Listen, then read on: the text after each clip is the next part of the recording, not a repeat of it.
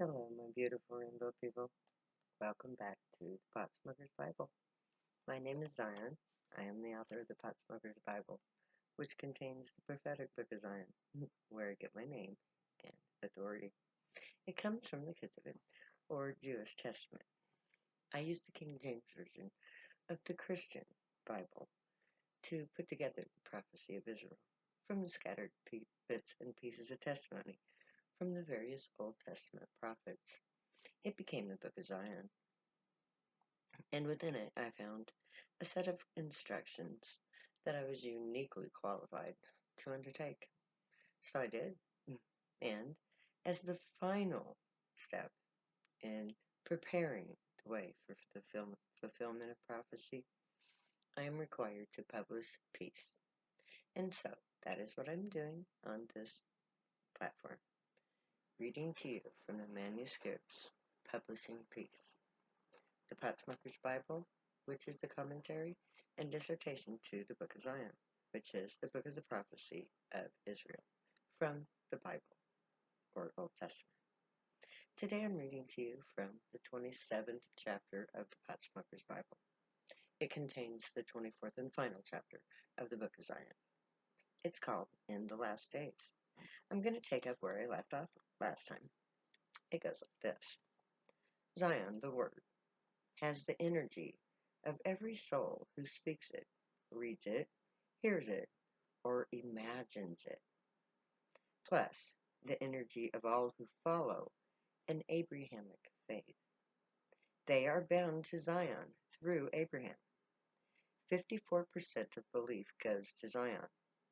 This word, Zion, has been known and therefore empowered since ancient times. It has a power base all its own. To invoke the word Zion is to access the innate power of the word built up over the centuries, because the matrix of Abraham was set not by humans, but by the Grey. Its matrix is embedded with, with the earth on a separate grid from the much weaker human matrix. The word Zion is a transfer from human to Grey energy. It is this much older and much stronger matrix that is used when Zion is invoked.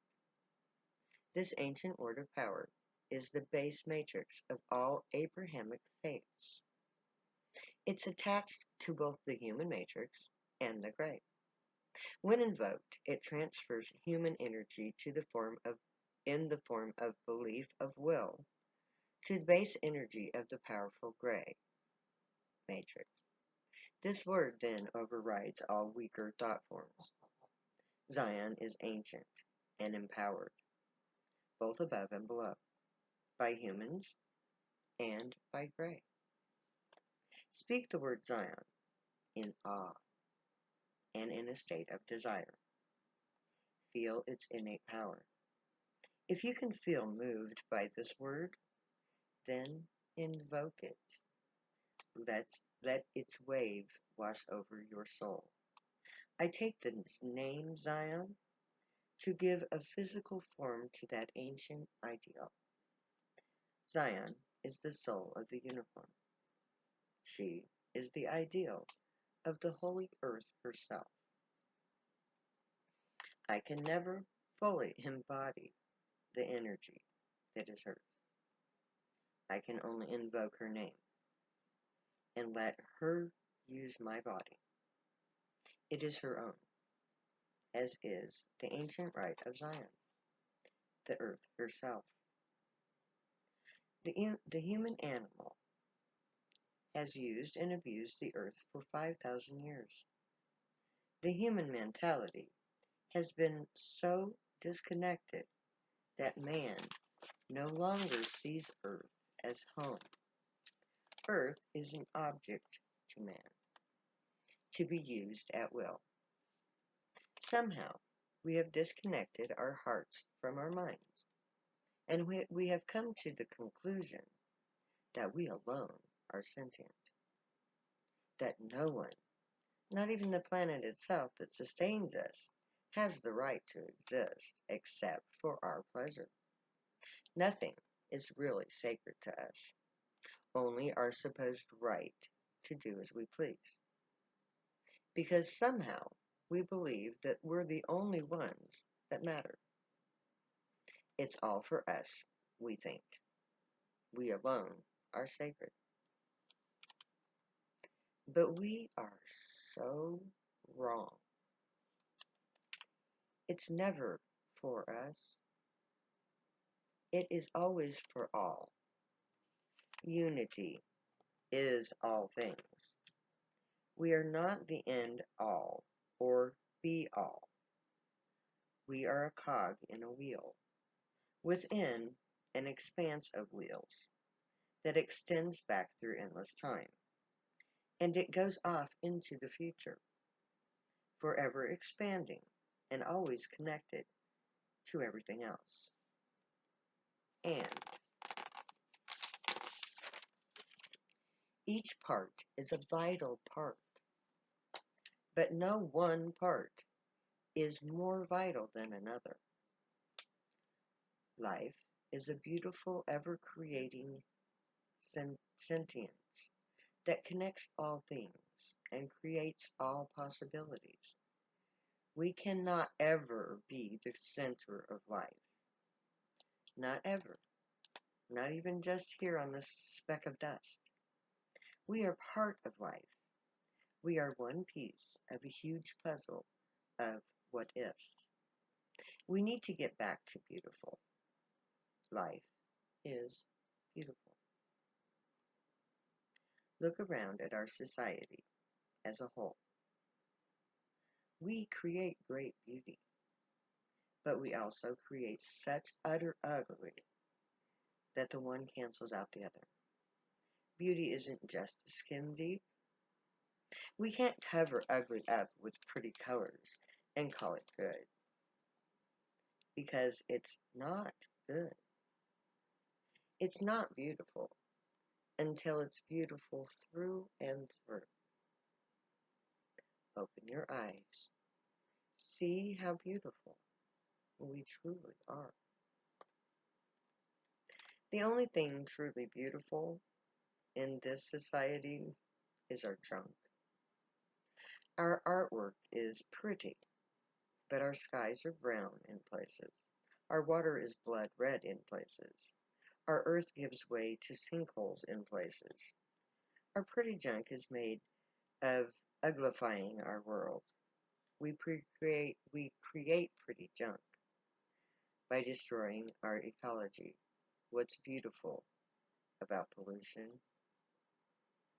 Our junk is truly ugly, and we are ugly too. We have to stop ugly like us. We need to create true beauty. Clean, pure elements to beautify the world. Because ugly is as ugly does. All the bright, shiny objects we create are empty reflections of true beauty. A tree is more beautiful than paper. But we kill trees to write books like this. I wouldn't be writing this book if we hadn't thought it okay to cut down the tree that I'm writing this on. We who are ugly must stop being ugly. We have to decide what is essential for our survival and our good. Food and shelter are necessary, but without the means to play, we become what we now are, ugly. Without the spark of joy to create true beauty. Joy is what creates beauty, and joy can only be felt when our needs are properly met, and we have the energy to create. What is essential both sustains us and enlivens us.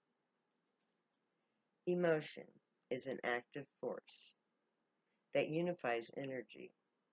Joy can shift negative energy to a faster form, just as sadness can shift the energy form to a slower form.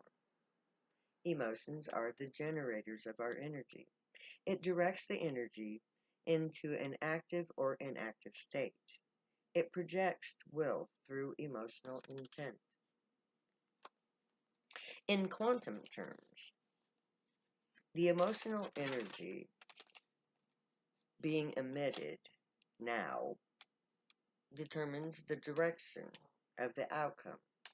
Negative energy creates ugly, positive energy pretty.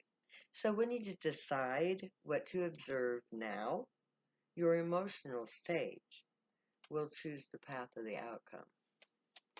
If you cry in despair as you pray for a miracle, chances are you won't get your desired outcome. Your energy is wrong. You fail.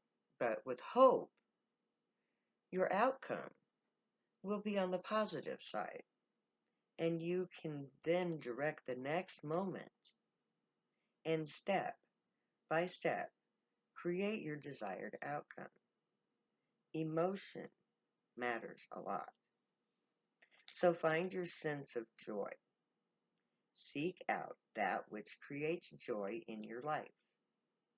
Create joy for others because selfishness is ugly. Be a source of joy. First, find your inner joy, those things that can make your day. And then share joy with those around you. Try to make everyone or someone smile. Joy is yours to find, yours to keep, and yours to share. Be the joy. Be the joy. Joy, like life, is a journey. You can't arrive at joy. Joy isn't a place to go. The means to joy may be, however, but joy itself is a present thing. It is here, and it is now. Never there or then. Life is living the joy. Let the goal be a better blank. But to get to that better thing, find your day-to-day joy. Let that joy be your power base, your will to reach your goal. Today I will enjoy blank in order to make today's journey easy for all I encounter. Because emotions are shared or rejected, they matter. When you see someone who is angry, you close yourself off to avoid the negative energy. But when you see someone smile or laugh, you open up to share the good vibrations. Emotional energy empowers the matrix of reality. All emotions affect the outcomes. Emotions matter. Our society has shut down emotions. We are taught to suppress our energy. We aren't allowed to use our innate powers. We shut down our creative generators, our force of will. We are emotional zombies, shuffling around creating ugly all over the place. Because we are so shut down, we can no longer recognize ugly when we see it. Don't be a zombie. Find your joy. Let loose your righteous anger. Use your emotional force of will to destroy the thought form that turns us from living emotionless souls into emotionless carbon copies of pretty empty shells of what was once a living emotional soul, able to affect their own reality. Don't be a zombie. Will to be beautiful and emotionally alive. So may the great watch over you, guide you, protect you, keep you from harm, and teach you right from wrong. May you be worthy of them. May your thoughts, words, and deeds reflect the truth, good, and light, the unicorn way. Find your joy and pursue it. Make that your guild choice when we get to Zion. Soon. If you get high, stay happy and high. You have every right and reason to. Believe me, I know. I wrote 2 books about it. My name is Zion. I love you way too much to say goodbye, so I'm going to say later now.